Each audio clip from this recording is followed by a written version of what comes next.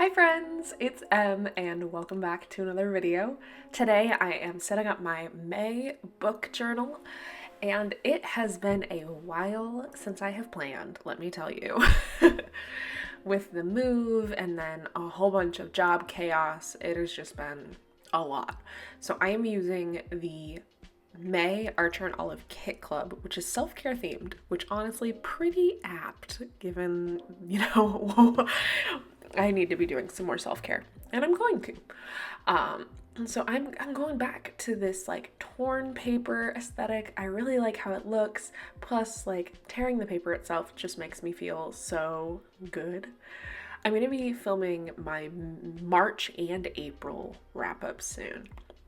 Also, let me know if the sound is a little weird. I don't know, on my end I'm hearing a little bit of reverb because I'm talking into kind of a cavernous hole. My computer setup is inside of my new dream box, which I'm so excited about. I'll also say that in April, I felt like I wasn't reading. Like we were unpacking, and if I wasn't listening to an audiobook while I was doing it, I wasn't reading because at the end of the night, I was just passing out. I was so tired. But luckily, things are sort of starting to calm down. And this quote is just so freaking perfect. It's take the time today to love yourself. Like, love on yourself. Feed your body, fuel your body, exercise, take a nap. Like, give yourself that love. This month is also kind of a minimal setup for me. Not in terms of the materials I used, because it's definitely maximal in that sense. But I cut 2 spreads. I can't remember if it's because I forgot to do them or because I didn't want to anymore. So one spread that I'm not doing this month is a like book mail purchase tracker. I don't have the patience for it. I felt like I would have to like write in immediately when a package came or if I bought a book because I was gonna forget. I would forget. It's just like how it goes. And then I'm also not doing a reading log this month. I do keep my reading log on like a spreadsheet on my computer, but when I had to do all of March and all of April's reading logs, and I was like, why am I doing this? Because it doesn't give me any joy to actually write that in. I'm also noticing, as I'm looking at this footage while I'm doing this voiceover, there's definitely a little bit of bounce when I'm filming on this setup. I think I might be able to figure out a way to mitigate that, but we'll see. If you have any ideas for how I can do my mount without it being actually attached to the dream box, we'll see. Also, if you have any ideas, I'm thinking about putting some contact paper down so it's not just this like white color. I really liked my old wood desk and I have a new standing desk for my setup, which I really, really enjoy. But the point of this was to have an area that was just for creating content so that like this part could get messy, but I could still go do work. I don't know. Also, my NetGalley is out of control. I spent most of last month reading backlist titles. So I have 14 books for May, as well as a couple of like backlist titles, or like April releases that I need to catch up on too. It's a whole thing. But a new spread that I'm doing is a buddy reads tracker. So I recently started doing kind of like a long distance book club with my mom, which I really like. I need to pick the next book because we alternate like who gets to pick. So the last book she picked was Machines Like Us or Machines Like Me. So I need to pick a new book. And then I do a bunch of buddy reads with the Joyful Chaos Book Club. So one of those is Savor It by Tara DeWitt. That one is coming out in May and I have an ARC and I need to actually read it. But the thing that took me the longest this time was my monthly TBR because I did not realize how many books I needed to read. I'm currently reading Heavenbreaker, which is on my TBR, and it's like a medieval sci-fi sort of thing because they're in space and they're in these giant mech suits, but they're jousting? Like, why are they jousting? I don't know. I also recently finished You Know What You Did, because I put this on my TBR because I was like, okay, I'm gonna read this book.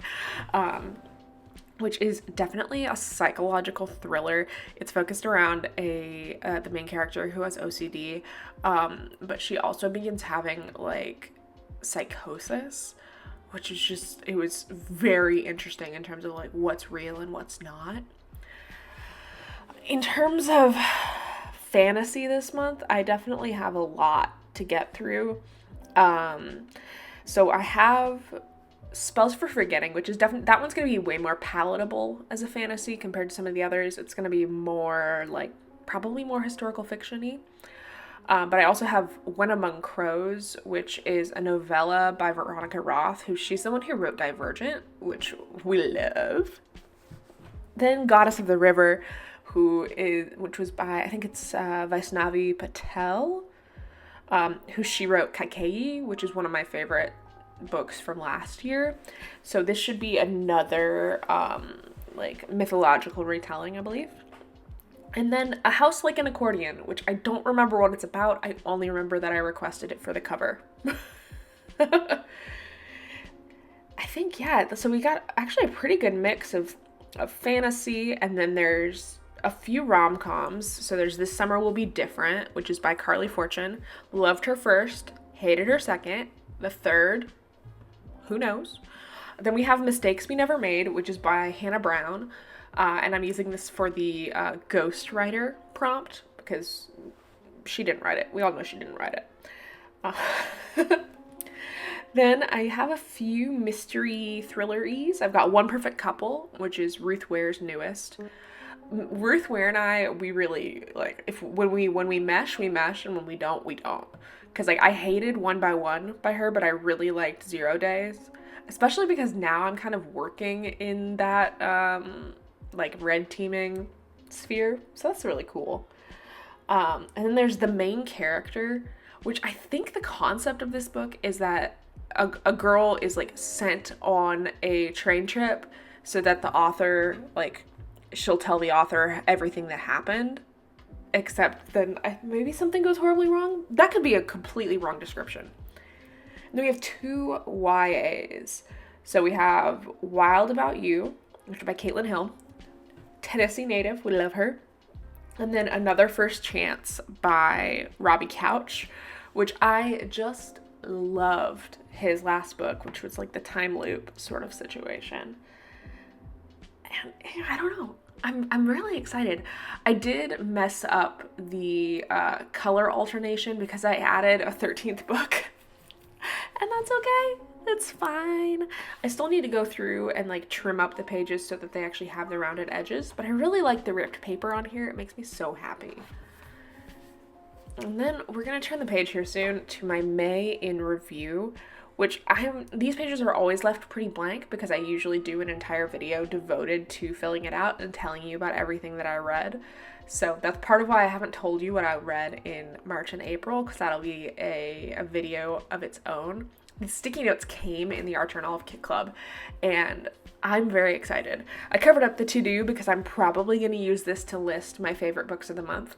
I really hope that I have 10 favorite books, but I kind of doubt that I'll have that many. Just based on like what I've read so far this month. But, you know, we'll see. And we're going to continue sort of the ripped paper and stats throughout. But that is my May book journal setup. Go ahead and like this video if you liked it. Comment down below what you're excited to read in May. Give me a few ideas. And subscribe if you want to see more on my channel. And as always, happy planning.